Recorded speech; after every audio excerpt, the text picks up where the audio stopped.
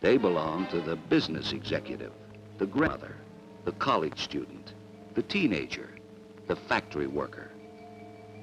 But many merchants don't guard against these hands, even though they annually steal $2 billion, more than all the nation's burglars and stick-up men combined.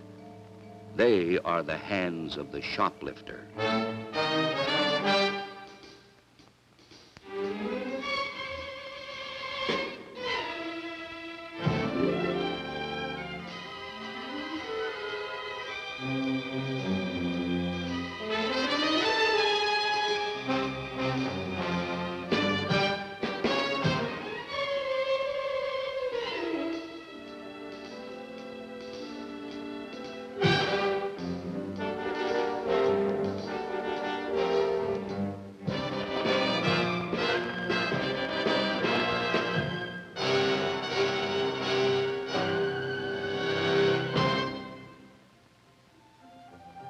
Excuse me, your business is selling merchandise, right? Yes, it is. That's right. Yes, and merchandising is the way to do it. Appealing displays, easy to serve oneself, and make them want it. Unfortunately, many customers take this serve yourself too literally. And about 1 of every 60 customers entering your store will want it so badly, they will attempt to steal it. The shoplifter knows the hand is quicker than the eye of an unobservant salesperson. It's the hands that do the stealing.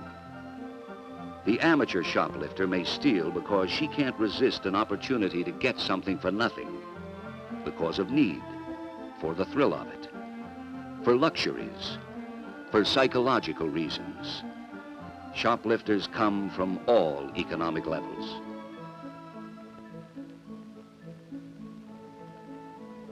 The most active days are Friday and Saturday. Opening and closing hours and lunch hour are choice times because that's when alertness by sales personnel is usually the lowest. But who steals, why, and when they steal makes little difference to the salesperson who does the most efficient job possible. Alertness and courtesy by you are the greatest deterrents to shoplifters. And it goes without saying that protecting your store's profits enhances your opportunity for salary increases. And it directly affects you as a customer in other stores, since shoplifting losses are added to the price of merchandise. Here you see actual footage of a professional shoplifter at work. She is about to commit a theft. No one in the supermarket knows what is taking place. She stacks these steaks neatly, too neatly. To an unobservant salesperson, she may appear to be an average housewife. But an alert salesperson will notice the large coat, full skirt, and big purse.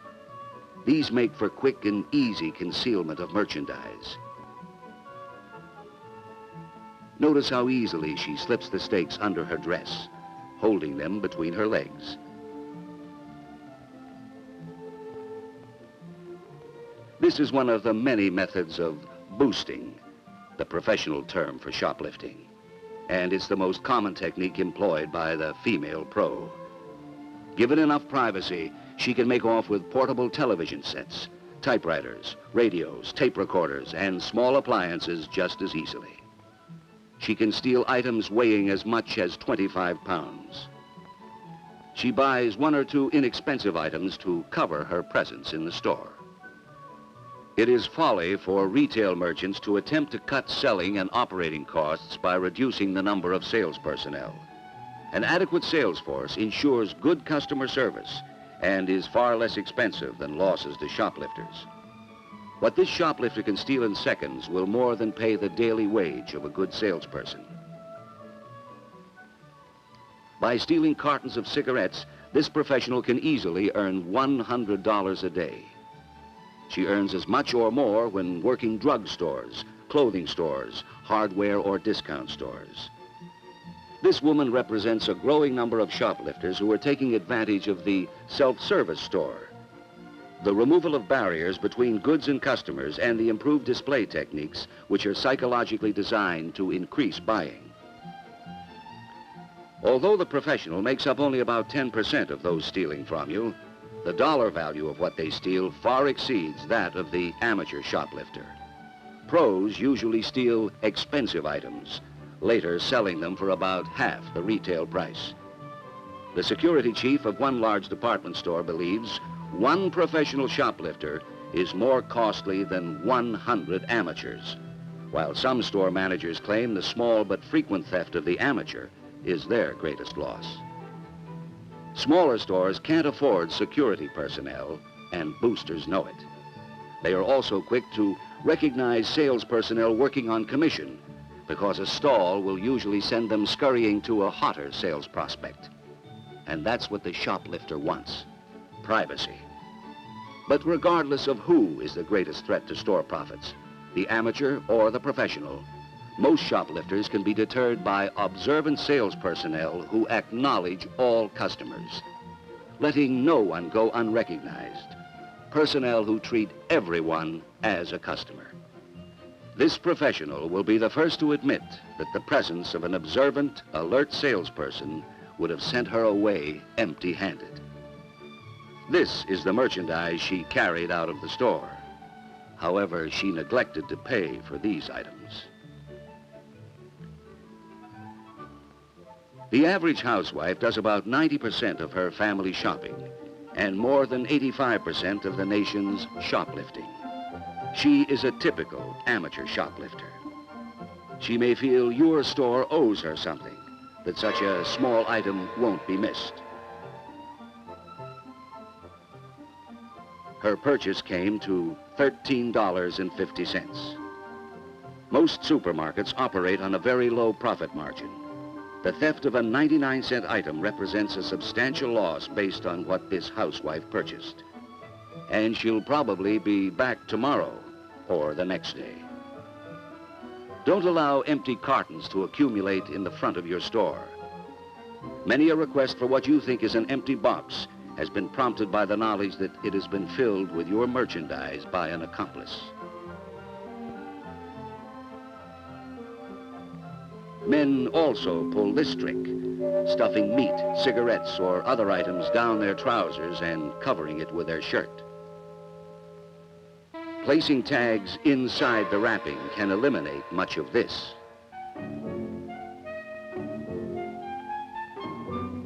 Switching containers, putting expensive items into cartons formerly containing inexpensive items is a popular trick. An alert cashier will notice all tears and broken seals.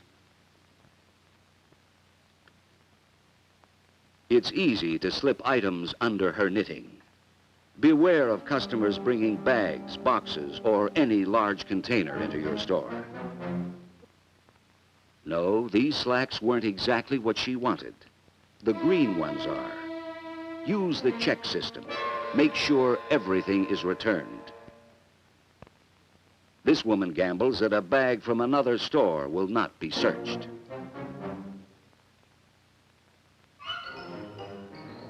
It's better for the purse to be too large than too small. Wearing a rain cape on a sunny day should arouse your interest. Some shoplifters don't always hide their thefts. They merely exchange their old for your new. Here's a happy customer, happy that the clerk wasn't alert, didn't check inside the cooler. Unpackaged clothing should always be checked. One clerk didn't take the time. Switching pinned-on tags and tied tags gets this shopper a $25 coat for $13. Knowing your merchandise will curb this theft technique.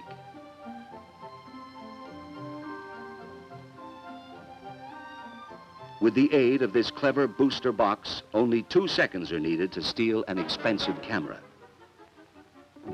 Here is another type of booster box. It's carried by the shoplifter for the convenience of his companion. Not all packages are what they seem to be. The cleverly arranged ribbons conceal the opening in this box. Many service areas provide supervised checking facilities for their customers' convenience and for their own protection. Professionals often work in pairs. No one could be more casual than this customer, despite all the activity going on behind her. She is the shield. Often a hidden zipper allows a lifter to do her own stuffing while the partner acts as a lookout. Here is a shoplifter making her selection while her companion serves as lookout. The chosen dress is placed under her arm temporarily.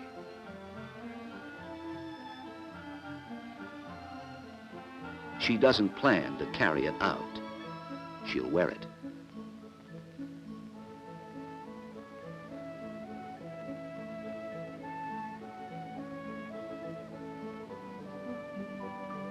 Sorry, these won't do. That's right. She's wearing the stolen dress under her own.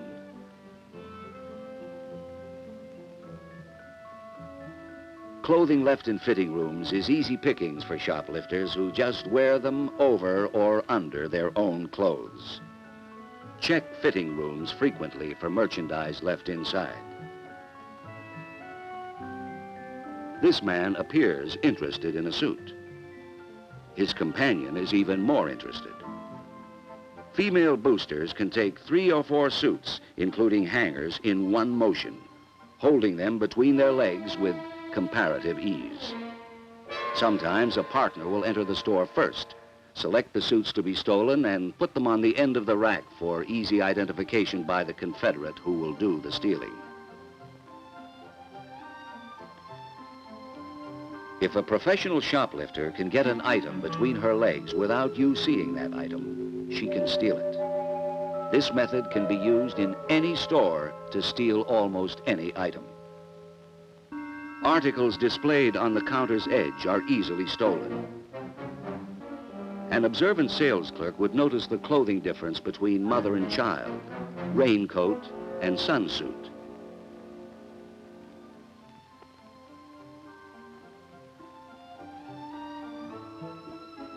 This man had a profitable day. It's good merchandising to display as few articles on the counter as possible. A booster would hesitate to take a loan item since it would immediately be missed and draw attention to his presence. On a rainy day, this shoplifter simply palms the tag and walks out of the store. Stealing larger items requires more self-possession. It is estimated that 1 of every 60 customers to enter your store tomorrow will try to steal something. The key to defeating this rising tide of shoplifting lies with you, the observant store employee. Even the cleverest shoplifter cannot steal from you if you realize that quick, courteous service to customers is your primary function. Police and retail security reports reveal that the most effective solution to shoplifting is the prevention of the theft. To steal from you and your store, the shoplifter must have 2 favorable conditions: merchandise to steal and privacy to steal it. Since you are in the business to sell merchandise, you must display your wares. The stress, therefore, must be on the reduction of the shoplifter's sense of privacy. You can do this by doing the best job of selling you can. Quickly acknowledge and serve all customers, even if you feel they are not ready to buy. Convex mirrors, peepholes, and observation points also eliminate the shoplifter's sense of privacy.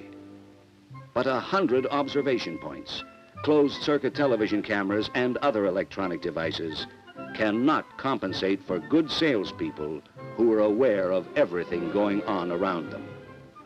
These devices contribute to the shoplifter's feeling that they are being watched. But when a shoplifter spots an alert salesperson, they know they're being watched. Service to customers is everything in your job. It not only increases sales, but decreases shoplifting. If you treat everyone as a customer, you will have performed your duty as an efficient, courteous salesperson. And if they are a shoplifter, you have prevented a theft. An adequate number of salespeople during busy hours ensures prompt service and prevents mass shoplifting. A uniformed guard patrolling your aisles is also a strong deterrent to stealing. Other shoplifting preventatives include elevated sales stations for complete surveillance and therefore maximum control over your merchandise. Adequate lighting and low displays permit greater visibility. Shoplifters develop patterns for stealing. For example, a shoplifter never keeps his eyes on the merchandise. He watches you and the customers around him, waiting for that moment of privacy when he can steal. Beware of loose coats. They can conceal countless types of items. Alertness on your part is the strongest preventative to shoplifting. Awareness of all customers. Knowledge of your merchandise. Serve all of your customers as quickly as possible. Even if you are busy with one customer, immediately acknowledge new customers. I'll be with you in a moment, sir. To a customer, those words mean courtesy. To a shoplifter, it means, I'm watching you. Never leave your section unattended. And for customers who are just looking, keep them and the merchandise in sight. May I help you with that tow rope? Asking this question is courteous. It also deters a shoplifter. Valuable items should be displayed out of reach. Stacks of merchandise left in stairwells, freight elevators, halls, and in the shopping area are easy prey for shoplifters. After restocking departments, all merchandise should be returned immediately to the stockroom. This is a popular trick for stealing popular records. You can lose hundreds of records and other items to the magazine fan. Or you can save hundreds of records by putting them out of reach, behind glass, as this security-conscious department store did. Not all book-carrying customers are avid readers.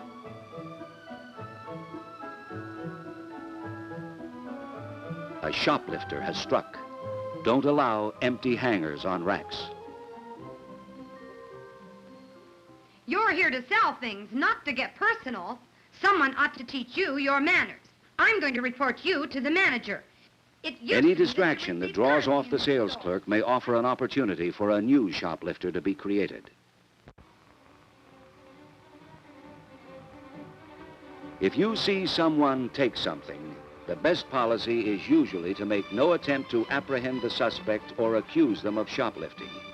Get a physical description, their outstanding characteristics, their dress.